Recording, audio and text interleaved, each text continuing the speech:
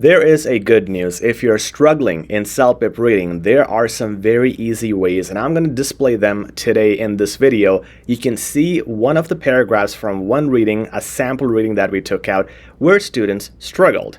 Now I'm going to break down how you should read, how you can improve your comprehension skills, not only when you are reading the passages to get the information, but also when you're answering the questions.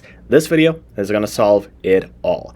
Let's have a look at this paragraph. So it's extracted from part 4, which is the hardest part among all 4 parts of reading. And if you want, you can pause the video, you can read it. Now I will move on to my next slide where it's the same exact paragraph that we had up here, but I have broken it down into some parts. And what I want to show you is how you can use your brain to simplify the hardest passages. For example, let's read this together.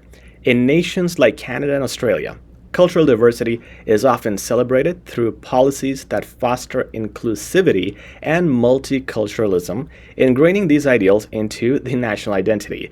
Too many words, and they're really fancy, but we kind of get an idea of what Canada and Australia do with immigration and their diversity stuff. Such policies advocate for the recognition and appreciation of minority communities, encouraging a mosaic model where distinct identities coexist harmonically under a united societal framework. Jesus, it is too much. Too many complex words, but if I were to just simplify this, I'm going to say Canada and Australia, basically they encourage diversity and integration of immigrants or minorities. That's all there is to it. This whole thing, if I simplify it in my own words in my head, this is what I'm going to say. Now, there's some words here, encourage and immigrants, that were not mentioned here, but I have highlighted them because this is how I am simplifying this in my head. I'm using the words that are familiar to me for me to understand what this means. And these words would indicate exactly that. Because for me, minorities could mean different things. But immigrants, yeah, this talks about immigration policy, but doesn't mention that word. So I am not only summarizing this, but kind of telling myself in my own simplest version. Similarly, yet this celebration is not universal. That just means but. Okay, so but it means now there's something opposite.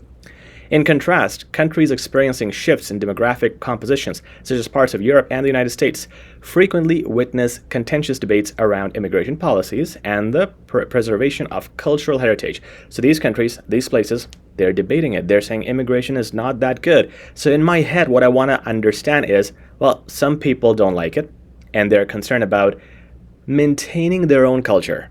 Now, it says preservation of cultural heritage. I don't use those words in daily life. So for me, I'm more familiar with this concept that they want to just maintain their own culture. They don't want people to change their culture. So I have explained all of this in the simplest of ways to myself which I can read and get right away. So I don't need to come to this paragraph again and again and read everything, because now every time I look at the question and look at this paragraph, all I'm seeing is Canada and Australia basically love immigration, but some people don't like it. They want to maintain their own culture. Simplify the text in your head, and that does wonders for understanding. Now, the question that was related to this was, what stance does the passage suggest is taken by Canada and Australia regarding cultural diversity? And we know that they are pro-immigration, they encourage that, and it's simple, it's very easy to understand, and once I see the drop-down menu, it's going to be a piece of cake. Similarly, let's talk about questions now. How do we understand questions? There are 3 examples that I have on the screen in front of you. First one says, how do digital platforms affect cultural diversity as mentioned in the passage? Now, what are the words that are useless? As mentioned in the passage, obviously it's mentioned in the passage. How some things affect, fine, that's just the overall theme. But the things that I have highlighted, digital platforms, cultural diversity, these are the words that I will look for to get the answer. If I see any paragraph that talks about how cultural diversity is affecting digital stuff like Facebook, Messenger, YouTube, those kinds of words, when I see them, or if it just says digital, online stuff, I'm going to pay attention and read that part and know that that is the answer for number 3.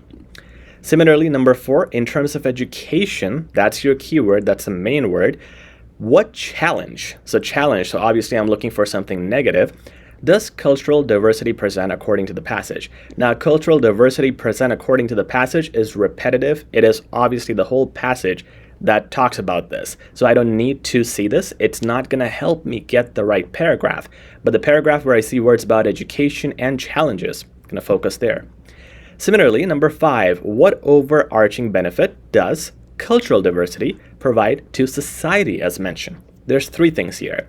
The benefit, the cultural diversity, of course, we're going to look at that word where it's related to the benefit of it and how it affects the society.